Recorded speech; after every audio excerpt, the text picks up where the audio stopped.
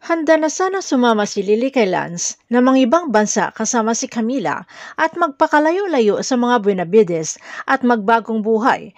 Pero walang Lance na dumating kundi ang tawag ng kapulisan na nasa Crescent Medical Center ang asawa niya na nagtamo ito ng 3 tama ng baril.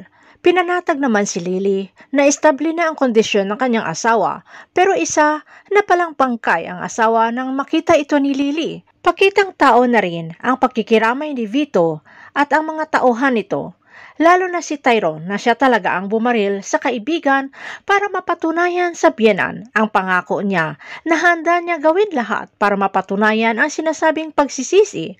Hindi naman umalis si Lavender o Jasmine sa tabi ni Lily na walang kaalam-alam itong si Lily na ang tinuturing nitong anak na si Camila ay anak ni Jasmine Flores na kinuha noon ni Lance at ipinalit sa namatay nilang anak ni Lily.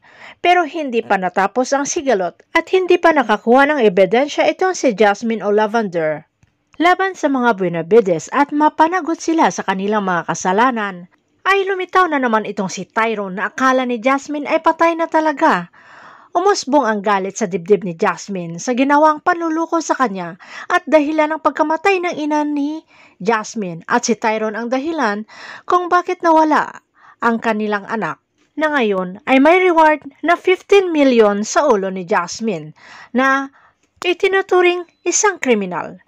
Nagsuhestyon si Ma'am Asterfield na baka si Tyrone ang susi para lumabas ang baho ng mga Benavides. Pero wala na talagang tiwala itong si Jasmine o Lavender sa kay Tyrone na minsan ay tinalikuran na siya. Makikilala kaya ni Tyrone si Jasmine Flores bilang Lavender Fields? Abangan na lang natin ang susunod na episode dito sa Lavender Fields.